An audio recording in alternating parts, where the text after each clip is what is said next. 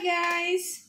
For today's video, tayo ay magpapatubo ng toge. Ayan. Ito yung ating munggo. Ayan. Pwede kayong bumili sa supermarket or sa mga suking tindahan. Minsan meron. Kayo na yung pumili ng mga magandang klase. Then, 2 cup na ganito ang gagawin natin. Ayan.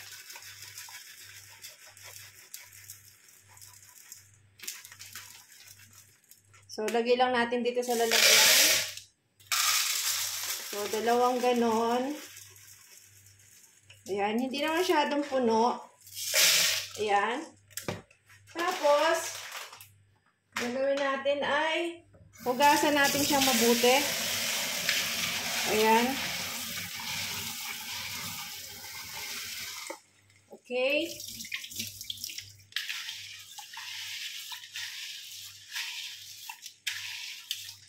Ayan, hanggang mag-clear na yung water.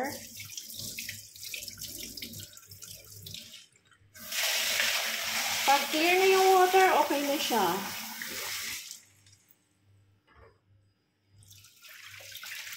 Tapos, lagyan lang natin ng tubig. Basta mas marami dun sa dami ng inyong mga munggo. Then, kahit takpan lang natin ng bahagya. Then, hayaan lang natin bukas, paggising natin sa umaga, ngayon ay gabi dito guys. So, paggising natin bukas ng umaga, papalitan natin yung tubig.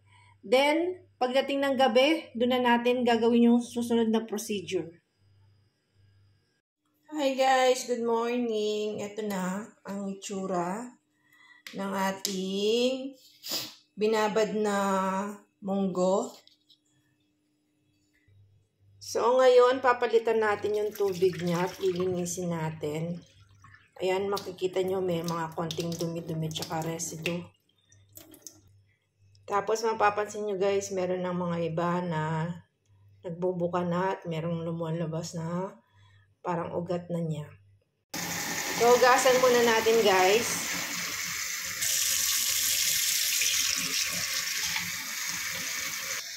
Ayan, lagyan na natin ulit ng tubig. So, more or less, mga 3 times ko siyang hinugasan. Then, huwag na natin siyang takpan. Ganyan lang. Iwan lang natin sa counter. Then, mamayang gabi pag uwi galing sa work, ayusin natin yan. Lilinisin natin ulit at ready na natin para sa ating step 2 na procedure.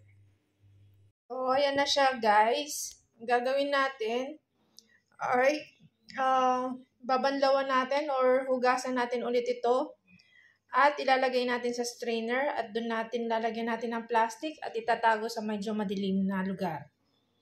Yung hindi nasisikatan ng araw or hindi maliwanag.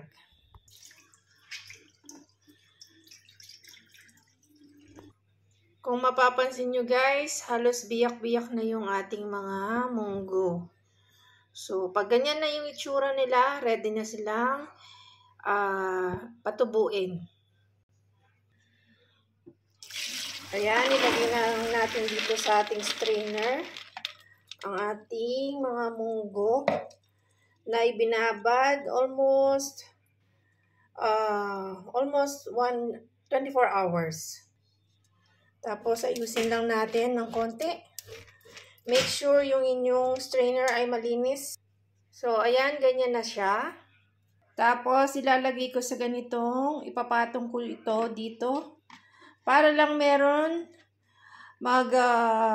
sumalo dun sa tubig.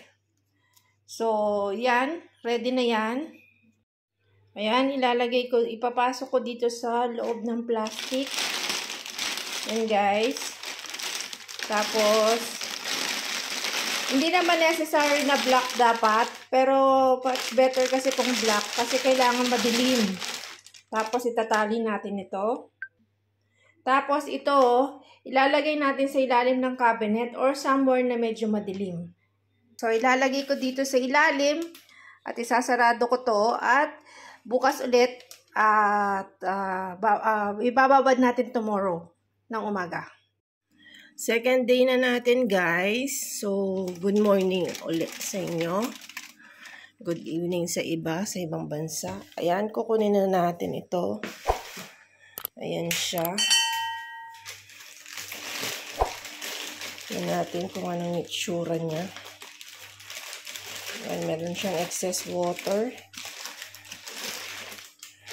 So, chanjajaran. So, ganito na yung itsura niya.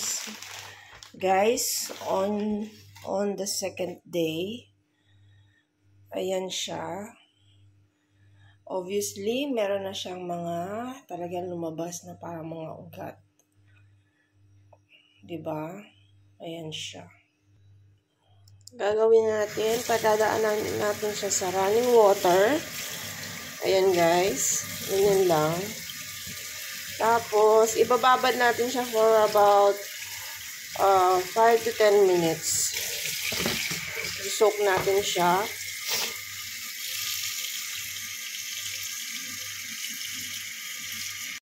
Guys, tapos na yung ating 10 to 20 minutes actually ang ating pagbabad. So, i-drain natin to. Ayan. I-drain natin to hanggang maubos yung tubig niya. Then, same thing, ibabalik lang natin dun sa plastic with itong kulay, ano na to, yung lalagyanan para madrain pa yung ibang tubig. So, mamayang gabi, uulitin natin ulit yon. Same thing, then the next day hanggang tumubo na siya. Ayan, fully drain na siya guys. So, makikita nyo dito, ayan no, meron na siyang lumalabas na mga parang ugat. Ayan, at ibabalik lang natin dito sa ating plastic. Okay naman kahit hindi siya plastic na itim. Kahit anong klaseng plastic, pwede na yan. Tapos, basta ilagay nyo lang sa mas madilim na part ng bahay nyo. At yung hindi naging nasisinagan ng araw. Okay guys? Tanggalin na naman natin siya ulit dito.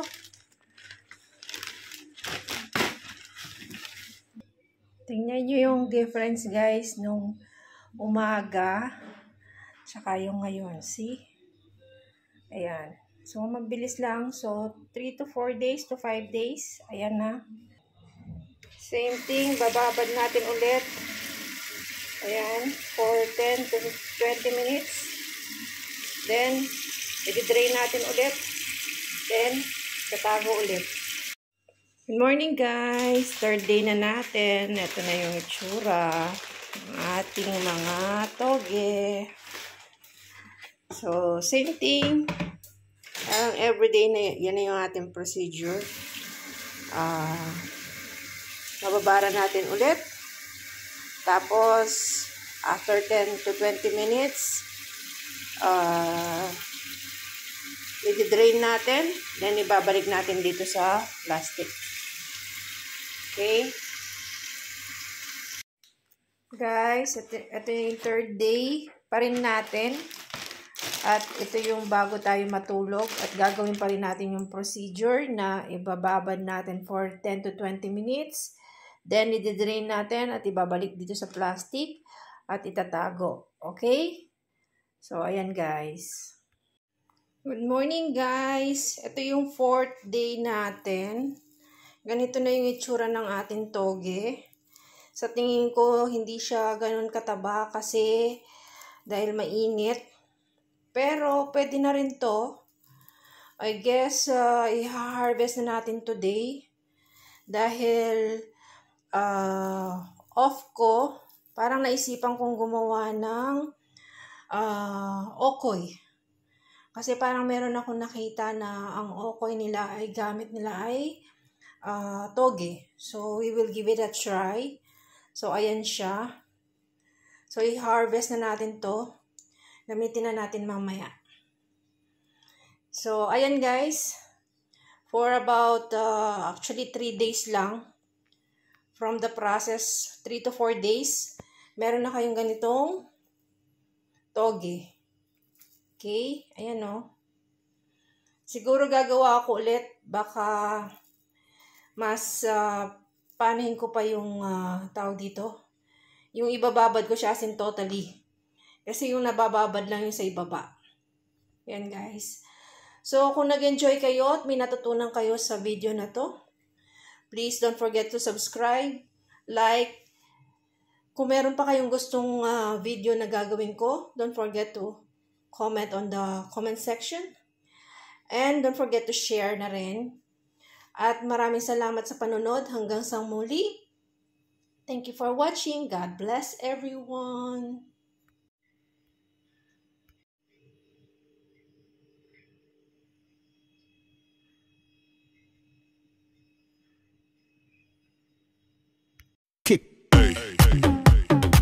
Thanks for watching. God bless everyone.